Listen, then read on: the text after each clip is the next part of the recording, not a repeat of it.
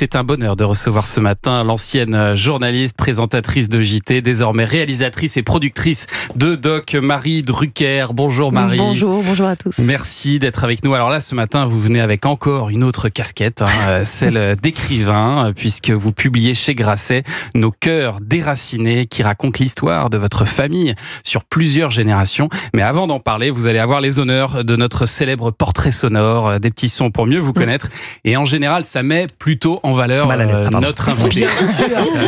Mais j'ai bien dit en général. Ah oui.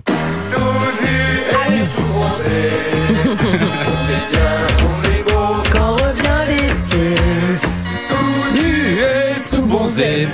Et oui, Marie Drucker, on peut vous voir, pas super à l'aise d'ailleurs, dans le clip de Tout alors nu je ne et vous tout permets pas. bronzé. Qu'est-ce que vous en savez? T'es impressionné par Carlos. J'ai vu ce clip, mais aussi Rosalie ou Big Bisou. Comment vous vous retrouvez à 19 ans dans les clips de Carlos? Mais, enfin, si le droit du travail le permettait, je crois que c'était 17, mais on va dire 19. Ah oui. Je ne sais pas du tout. Non, c'est pas possible. Vous vous retrouvez pas là par hasard quand même. Mais je ne sais pas du tout, et je crois que je ne savais pas du tout où j'allais tomber. Mais alors en plus, je suis ravie. D'abord, je l'adorais. Ouais. Voilà, c'était quelqu'un d'extrêmement attachant. Mais vous vouliez être comédienne, populaire. Non, je crois pas. Danseuse Non plus. Voilà, j'allais dire danseuse non plus. Franchement, je ne me souviens pas du tout. Voilà. Bon, et alors ce générique, est-ce que vous vous en souvenez? Ah, j'adorais. Ah oui. C'était Rince ta baignoire. Ah oui, bah bien sûr, comment l'oublier. Rince ta baignoire. Émission décalée pour ados, c'était sur France 2, ça présenté par Jérôme Commandeur avec 4 jeunes journalistes, dont vous, Marie Drucker. C'est un bon souvenir, ça? C'est un souvenir extraordinaire, produit par la non moins extraordinaire Rachel Kahn, qui nous avait déniché, donné notre chance. On a travaillé beaucoup, ça a été une école formidable, parce que un programme jeunesse aussi atypique, aussi singulier, c'était vraiment une très très bonne école pour nous. Et puis la rencontre avec Jérôme, bien sûr. C'était vos premières télés à vous? Vous aviez déjà fait des petites choses avant? Ah non, je crois que c'est vraiment... Carlos, bien sûr. Ouais, bien sûr. Mais qui aurait été la meilleure des écoles. Je crois que ça a été vraiment mes tout premiers passages à l'antenne. Ouais. Et alors, juste après, vous avez vécu quand même le lancement d'une nouvelle chaîne. 5, 4, 3, 2, 1. C'est beau, non? C'est beau, c'est fort.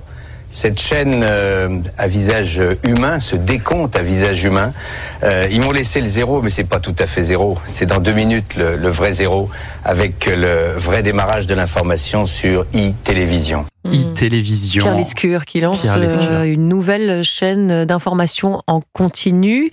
À l'époque, il y a LCI seulement, je crois. Ouais.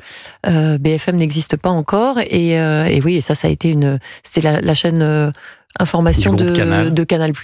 Et ça a été une aventure journalistique, professionnelle, humaine, extraordinaire. Il y avait un compte à rebours avec tous les salariés de la chaîne. Vous vous souvenez de votre numéro ou pas? Non, et vous deviez tous dire un numéro. C'était 59. J'ai vérifié. D'accord. Et vous en tirez quelle conclusion, quelle analyse? que vous venez du Nord. Oui. Ah, très bien, le 59. Mais dites-moi. Est-ce un hasard? Oui. Coïncidence, je ne crois pas. Et alors, ça veut dire que vous êtes repassé dans les coulisses avant de revenir à l'antenne, parce que vous avez d'abord travaillé dans les coulisses de cette chaîne, c'est ça? Ah oui, alors vous avez tout fait là-bas. D'ailleurs, tout le monde faisait tout. C'est-à-dire qu'à la fois, on était sur le terrain, on diffusait en direct, grâce à des moyens qui, à l'époque, était assez novateur. J'ai tout fait, du montage, du commentaire sur image, de la présentation bien sûr après, tout, chef d'édition, rédactrice, j'ai tout fait sur une émission littéraire même. Une émission littéraire, une émission.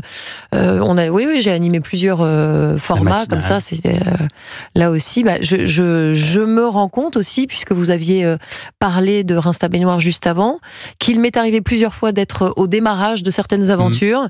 Et ça, c'est vraiment c'est incomparable. Et puis c'est incomparable dans votre construction aussi, parce que c'est beaucoup de travail. C'est de la... Oui, c'est ça, on apprend en faisant. Et puis encore une fois, aventure humaine, je me rends compte que ça, c'est toujours quelque chose qui a jalonné mon parcours, des aventures nouvelles. Et puis vous avez fait de l'info pendant longtemps sur beaucoup de chaînes, à la radio, vous êtes passé d'ailleurs ici à Europe 1 à une époque, vous avez présenté des JT de France 2, et puis Marie Drucker, vous avez joué aussi votre rôle de journaliste au cinéma face à l'une de mes idoles, Benoît Poelvoorde. C'est une vérité que de dire que la finance, les banques, et vous avez vu où ça nous a menés, sont dans les mains des Juifs. Eh bien voilà. Vous me l'accorderez. Prenons les médias. Évidemment, Ce bien sont les sûr. Juifs. Bien sûr. Voilà, ce n'est pas moi qui l'invente. Alors, oui, je me permets de le dire, moi, Boris Van Keulen, et les 25% d'électeurs qui sont avec moi, oui, les Juifs sont partout. Dans votre famille aussi. Je vous demande pardon. Les Juifs sont partout, même dans votre famille. Je ne crois pas me tromper, Boris Van Keulen, en affirmant que selon nos informations, et je sais qu'elles sont exactes, vous aviez une grand-mère juive, non, je ne me trompe pas. La mère de votre mère était juive.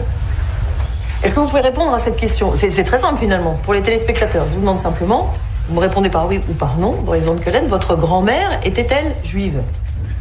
Extrait du film Ils sont partout d'Yvan Attal, Marie Drucker, vous révéliez en pleine campagne présidentielle le secret de famille du personnage de Benoît Poelvoorde, leader d'un parti antisémite. C'était comment cette expérience d'actrice déjà ? Alors, c'est moins une expérience d'actrice en tant que telle que ce que j'ai fait après avec Stéphane Brisé. Ouais. Parce que là, je jouais mon propre rôle. Oui, mais vous jouez bien quand même. Ouais, mais bon c'est juste. Oui, franchement, c'est très juste. Mais surtout, ce qui était extraordinaire, c'est que Benoît Poelvoorde, donc que je découvrais, évidemment, il y a une trame, il y a un texte, mais tout est improvisé. C'est-à-dire qu'il rajoute du texte qui n'est pas prévu. Il est complètement, il incarne son personnage. Enfin, vous qui l'admirez, moi j'étais très admirative de l'homme, de l'acteur que j'avais en face de moi. Ouais. Et est-ce que vous avez d'autres projets au cinéma ? Parce que vous avez fait quelques autres rôles. Après, effectivement, avec Vincent Lindon, vous lui avez donné la réplique dans un film de Stéphane Brisé. Est-ce que vous avez l'envie d'aller plus vers ça progressivement, Marie Drucker ? Alors, bon, je suis toujours guidée par la liberté, donc je suis évidemment pas contre. Depuis, on m'a proposé pas mal de choses, mais qui auraient été un peu... je pense qu'ils ne me correspondaient pas, et je pense que j'aurais pas... je vois bien pourquoi on me l'a proposé, parce que tout à coup, il y a eu une espèce de curiosité, d'engouement. On s'est peut-être dit, ah tiens, quand même, ça peut être une bonne idée. Mais c'était pas... je pense que c'était pas... J'aurais pas été dans le bon emploi. Ouais. Donc j'ai refusé. J'ai retrouvé Stéphane Brisé après pour la coécriture de son dernier film sorti hors saison avec Alba Rohrwacher et Guillaume Canet. Et j'ai fait clairement des offres de service à Stéphane. Là, il tourne bientôt son nouveau film. Mais pour celui d'après, je lui ai dit que j'adorerais écrire à nouveau avec lui.